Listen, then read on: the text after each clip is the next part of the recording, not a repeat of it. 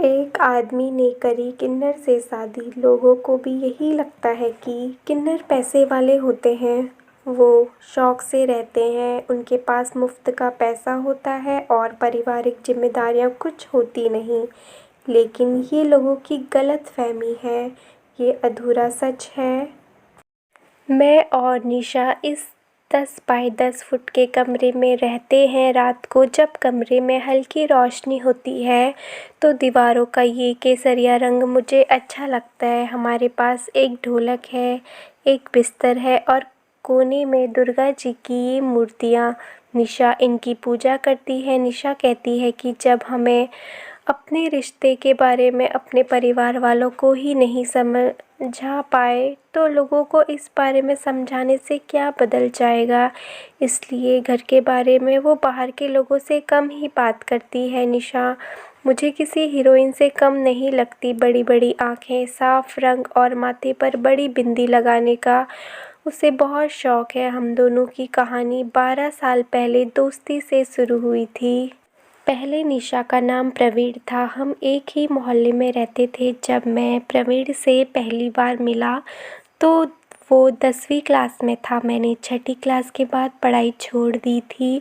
माँ बाप और बड़े भाई ने काफ़ी समझाया था कि मैं स्कूल जाऊँ, पर उन दिनों हम खुद को हीरो समझते थे। आज मैं भले ही उसे बुरी संगत कहूँ, लेकिन जिन लोगों में मैं उठ बैठ रहा था उनका मुझ पर काफ़ी असर था। उनमें से ही कुछ लोगों के साथ मिलकर मैंने शादी वाले घरों में जाकर घोड़ी, टप्पे बनने और कई दूसरे तरह के लोकगीत गाने का काम शुरू किया था।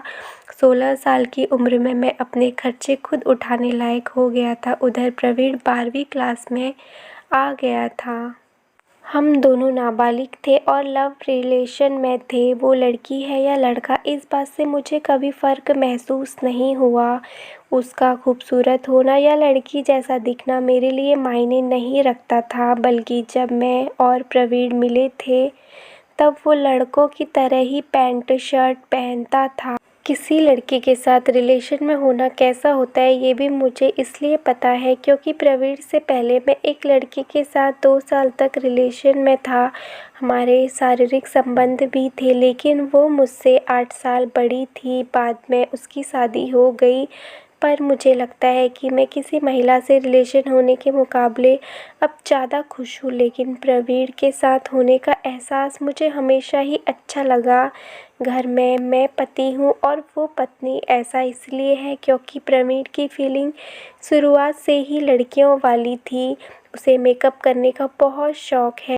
12वीं क्लास में ही उसने अपने कान छिदवा लिए थे और बाल बढ़ाने शुरू कर दिए थे।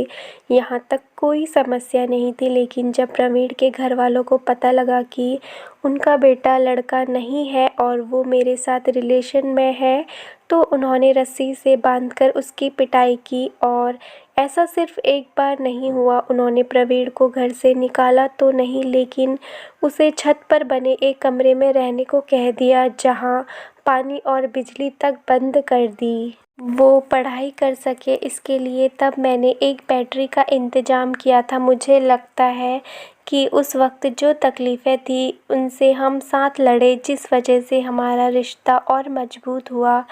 मुझे खुशी है कि प्रवीण मुझसे ज़्यादा पढ़ लिख गया। मेरी माँ कहती थी कि पढ़ने लिखने से दुनिया बदल जाती है, पर प्रवीण के लिए दुनिया नहीं बदली। किन्नरों को नौकरी नहीं देंगे ऐसा कहकर कई लोगों ने प्रवीण को काम पर रखने से मना कर दिया।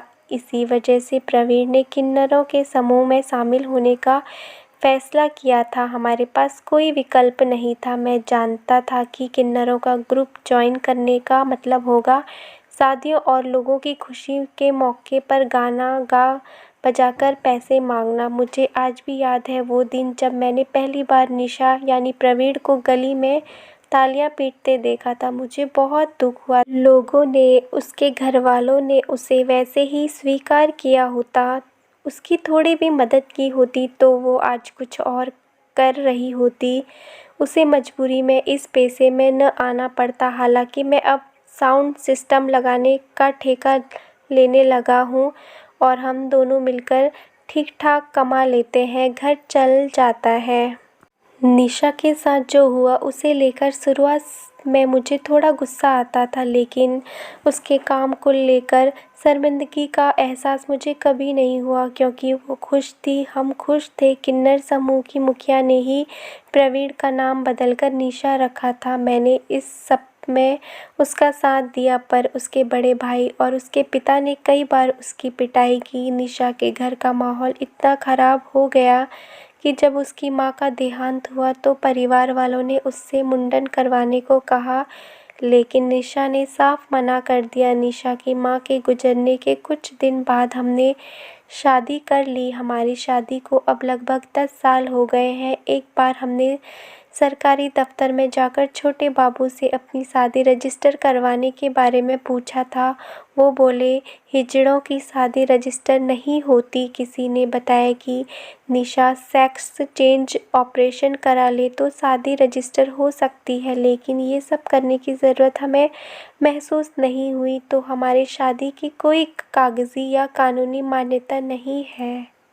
ऐसा रिश्ता बनाने वाले हम अकेले नहीं हैं। निशा के समूह में करीब 25 किन्नर ऐसे हैं जिनसे पुरुषों ने शादी की है। इन 25 में से 10 पुरुष ऐसे हैं जिनकी किसी महिला से भी शादी हुई, उनका परिवार है और बच्चे भी, लेकिन वो सप्ताह में 2 दिन अपने किन्नर पार्टनर के साथ रहते हैं। निशा और मेरे रिलेशन में ये पहले से तय था कि बंदा पति मैं हूँ और निशा मेरी पत्नी है। वो मेरे लिए करवा चौथ का व्रत भी रख लेती है। तैयार होती है तो मुझसे पूछती है कि वो कैसी लग रही है, लेकिन हमारे यहाँ ये नहीं है कि घर में मर्द मैं हूँ तो मेरी ही चलेगी। हर 6 महीने में किन्नर समूह के सदस्य एक पार्टी करते हैं। इसमें सभी किन्नर अपने पतियों के साथ आते हैं। निशा और मुझे ये पार्टियाँ बहुत पसंद है। इन पार्टियों में सभी जमकर डांस करते हैं और बढ़िया खाते पीते हैं। मुझे ये पार्टियाँ इसलिए भी पसंद है क्योंकि इनमें निशा एक किन्नर की तरह नहीं बल्कि एक महिला की तरह पेश आती है। कई बार किन्नर लड़कों को भी छेड़ देते हैं, पर निशा इन पार्टियों में या कहीं घूमते वक्त ये ख्याल रखती है कि वो मेरे सामने तालियां न पीटे, गालियां न दे और किन्नरों के लहजे में लोगों से तेज आवाज़ में बात न करे। वो शायद मुझसे शर्माती है, ये मुझे अच्छा लगता है। वैसे निशा में लड़की वाली ताकत भी है। घर पर जब मजाक में हम दोनों में हाथापाई हो जाती है तो उसे हरा पाना आसान नहीं होता। कई बार तो वो मुझे भी गिरा देती है। पहले मेरे बहुत दोस्त थे, लेकिन अब ज़्यादातर पीछे छूट गए हैं क्योंकि वो मुझसे किन्नरों से दोस्ती करवाने के लिए कहते थे। उनका दिमाग सिर्फ सेक्स तक सीमित था। वो न तो किन्नरों को लेकर गंभीर थे और न ही मेरे सोच समझते थे। निशा के समूह की मुखिया मुझे अपने दामाद की तरह इज्जत देती है। निशा ने शादी से पहले घर छोड़ा था। इस बात को 10 साल से ज़्यादा हो गए हैं। तब से लेकर आज तक उसने कभी अपने घर वालों से बात नहीं की।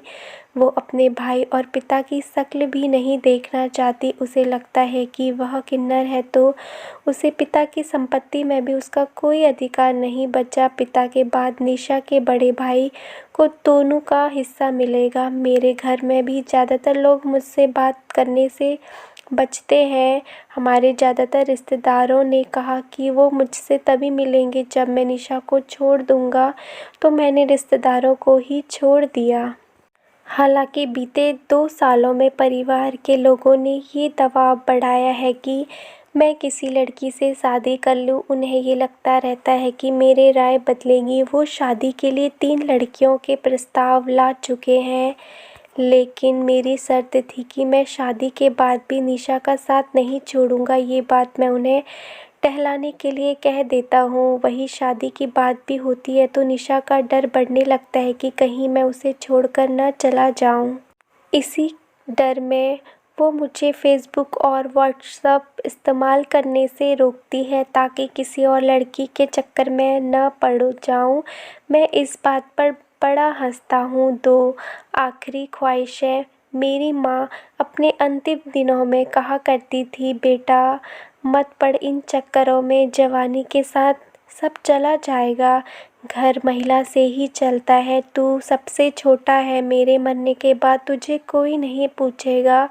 अब उसकी बात सही लगने लगी है। हालांकि उस वक्त मैंने उन्हें कहा था, माँ ये दिल की लगी है, नहीं छूट रही। माँ के जाने के बाद घर में किसी ने मुझसे सीधे मुँह बात नहीं की। वो ये कहकर मुझे डराते ज़रूर हैं कि जैसे जैसे बुढ़ापा आएगा जीवन मुश्किल होता जाएगा। मैं प्यार करता हूँ निशा से, सच्चा प्यार। मैं इसके साथ ही पूरी लाइफ बिता दूँगा। मुझे इससे मतलब नहीं है कि ये लड़का है या लड़की या किन्नर, मेरे इससे दिल मिलता है। बस यही है मेरी, बस दो ख्वाहिशें हैं। एक, इस कमरे से थोड़ा बड़ा घर खरीदना है जहाँ हम तरीके से रह सकें, और दूसरा, एक बच्चे को गोद लेकर उसकी शादी करनी है। मैं अपनी शादी में कुछ खर्च नहीं कर पाया, बारात भी नहीं देखी और दावत भी नहीं कर पाया था। हालांकि निशा किसी बच्चे को गोद लेने के ख्याल से डरती है। उसे लगता है कि किसी बच्चे को अपने जीवन में लाना आसान नहीं होगा। दोस्तों, आज की स्टोरी किन्नरों के बारे में थी। तो दोस्तों, किन्नर जब हमारे घर में कोई कामकाज या कोई शुभ काम होता है तब आते हैं। वो दुआएं देकर जाते हैं। उनकी दुआएं बहुत ज़्यादा पवित्र मानी जाती है और उनकी दुआएं लग भी जाती हैं। कहते हैं उनकी बद्दुआ भी लग जाती है और दुआ भी लग जाती है। तो हमें भगवान ने उनको एक ऐसा आशीर्वाद दिया है कि उनकी जो वाणी होती है ना, उसमें सरस्वती बैठी होती है। वो जो आशीर्वाद देते हैं वो लग जाता है। तो हमें उनका अपमान नहीं करना चाहिए बल्कि उनका सम्मान करना चाहिए। इसी के साथ वीडियो को एंड करते, मिलती हूँ नेक्स्ट वीडियो।